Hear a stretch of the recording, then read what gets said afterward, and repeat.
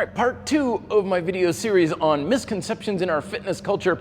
Last time I talked about time under tension, why people think it's a particular approach to exercise or way of doing exercise, and it's not at all any of that sort of thing. The video is up there if you want to check that out. But today we're tackling this whole misconception of the mind-muscle connection. And the mind-muscle connection is just observing the fundamental reason or purpose on how our muscles work in the first place. And the big misconception out there is that your muscles work because you have a weight in your hand and the weight is making your muscles turn on and work hard. But that's actually not what's happening because there's no signal going from the weight to the muscle. Instead, what makes your muscles contract and the degree of that contraction is your brain. Your mind creates a signal, I call it your neural code, sends it through your nervous system, down your spinal cord, through your peripheral nervous system, engages the neurons and then the associated muscle fibers, or AKA your motor units. And that's what makes our muscles work hard. And this is super important to understand because the development of that ability to deliver an electrical signal to your muscle via your nervous system is basically where most of your potential rests. If you have a poor mind-muscle connection, nothing you do in your workouts will ever work. But the cool thing is, once you get that connection to be stronger, everything works. Any exercise, any tool, any program will serve as a viable way to build the muscle to be bigger and stronger. So naturally, the question is, well, great, how the hell do I do that? There's the rub. Because if you can't feel it, you have trouble engaging it, and it creates this cycle.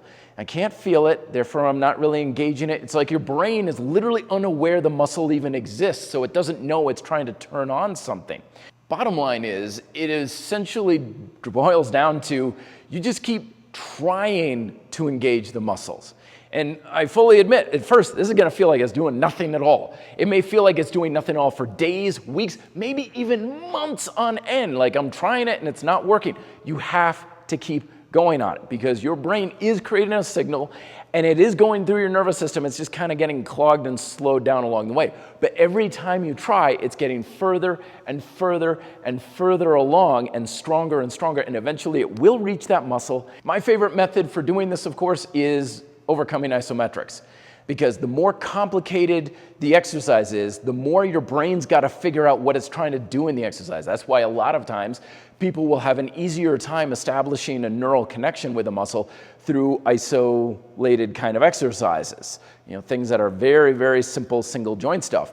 But even movement creates more of a neural load on the system that the brain's got to figure out. So isometrics is by far the easiest exercise form for the brain to comprehend.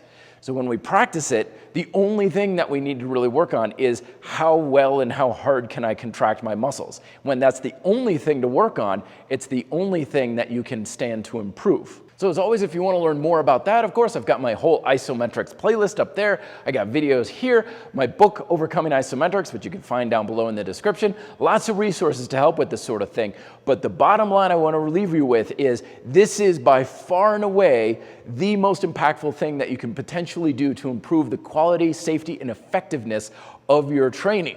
So any amount of effort you're putting into it will pay many more dividends for years to come. Thanks much for watching. Questions down below. Be fit, live free.